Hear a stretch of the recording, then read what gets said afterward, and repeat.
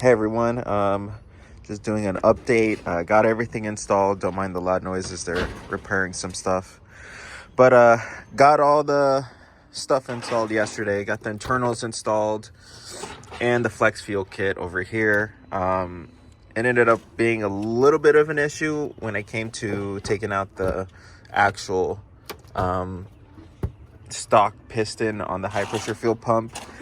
Had to have a friend come help me out, so couldn't really film that as it went on a little bit longer than it needed to be. But yeah, I have the flex fuel on. Apparently IE doesn't have their flex fuel tune for my 2018 car. They're making it right now, I guess.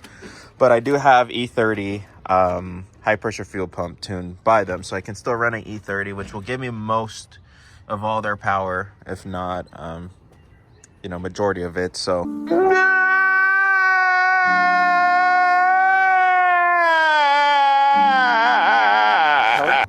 gonna be doing that until they release that. Sucks. I wish I would have known that. I saw everything was good, but I guess it was for the A3s and GTIs and not the S3s. Go figure. You buy a car that's meant to have the turbo and they don't even have the tunes for it, versus the cars that never had the turbo, they have the tunes for it. But yeah, I'm gonna try to get some E30 hits on it and fill it up on some E30 and show you guys what it will do. But yeah, giving you guys an inside tour. It's still already 91 high pressure fuel pump stage 2 tune on it. Even then, it's still not even that bad, to be honest. It's still pretty decently quick. I think it picks up another 20 wheel with their tunes. But just to give you guys a little something right here, depending on traffic is.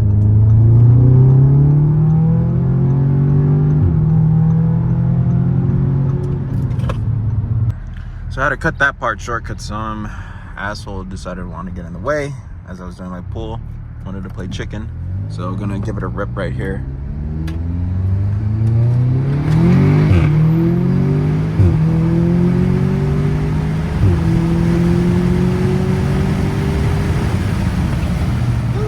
Yeah, she definitely picks up.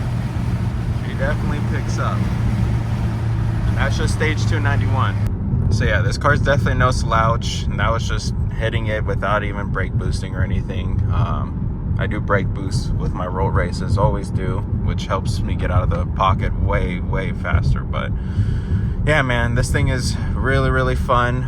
Just wanted to give you guys some clips, at least how it does on 91 stage 2 high pressure fuel pump file. For those that have a S3 or Golf R that is in my situation with the 2018 version, that you can't have the cool flex fuel like everybody else does. But hey, But yeah, I'm just sitting here in a parking lot real quick. The plan is just to max this out if IE can release the high pressure fuel pump, or not the high, but the True Flex tune out for the Golf R S3s for the 2018s and up. It's kind of stupid. I personally think that they put the development into the GTI and A3s that don't come with this turbo, and yet you buy this car expecting that should be already done, and it's not even done. But it all depends, because next month I am looking to put a hybrid on here. I think I have the one I know I want to go with. I'm trying to go with a hybrid that's more orientated towards the TPC 25, maybe just a little bit more, just because I really want that quick street spool up with the turbo. I want to be able to get in and out of these pockets really quick. I don't want to be waiting on the lag of a TPC 38 or whatnot. Yes, those turbos are great, and yes, they're fast, but they're fast up here. They're not really down here when you're daily driving. All that in between, it's kind of not there. The TPC 25, there's a reason why it's sold out. There's a reason why, as a track record of being sold out across the board for over years, because that turbo is much more fun as a daily than a really big turbo that's gonna have a lot of lag up top. I want to make this a race car, but that's not the goal right now. So I'm looking at some turbos that are a little in between a TPC 38 and a Vortex and a TPC 25, so that you can still get that instant response. And I'll be trying to find an MPI kit, low pressure fuel pump here. And I should have an intercooler source in short time. But yeah, just trying to give you guys some insight of what I'm looking to do with this car and what you guys can expect to see.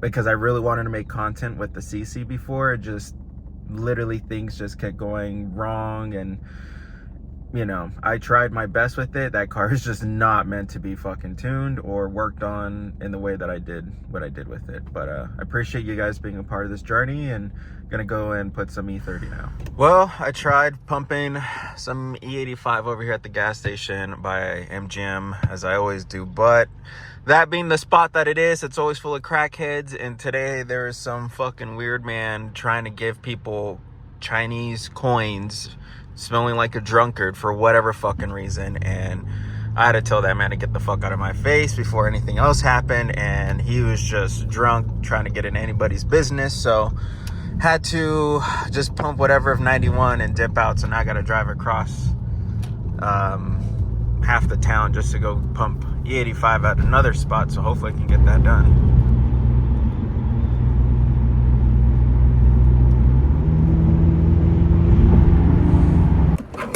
Right, finally made it all the way out here to put some E85 at about $3 a gallon. Gonna do about 4 gallons. If you guys, I've seen my friends, yeah, they have calculators, but if you guys ever want to really figure out how to mix, you guys need to figure out how your car counts its gallons.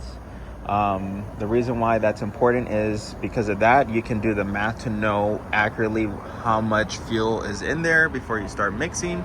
If you just guess that your car, for every gallon you pump, it gives you 30 miles, and it gives you 40. Sorry, it gives you 25 instead, you're gonna be off on that math. So if you simply type it up on Google, you can find out how much fuel when you put a gallon and how much it registers on your car, because that's really important when it comes to figuring this stuff out. But here she is still, love her to death. Got some EBC yellows that I'll be putting on later today, but yeah, I'm gonna flash over to the E30 tune and see how it feels. We're gonna try to do a pull here.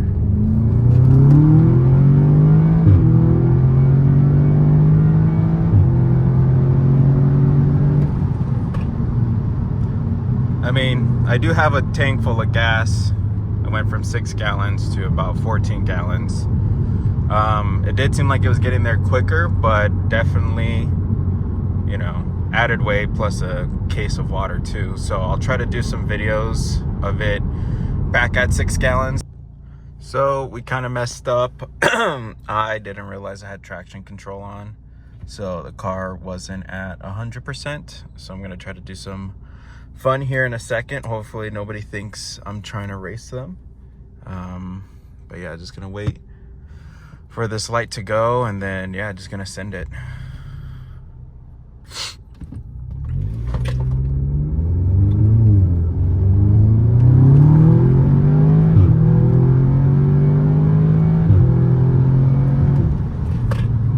Yeah, this thing is much faster for sure. I was so stupid to leave traction on. And that's still with, again, about 13 gallons of gas versus 6 gallons.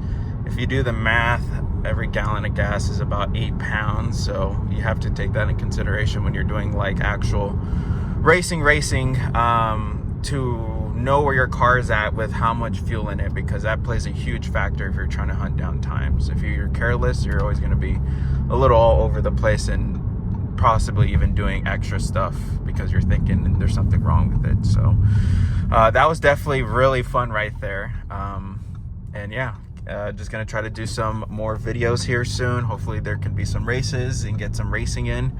And you know me, this is full weight and all. I never race with any interior in any of my cars. This one will just be like the backseat delete and maybe even passenger. But yeah, gonna definitely have some fun with this car and enjoy it on IS-38 before moving on to a hybrid.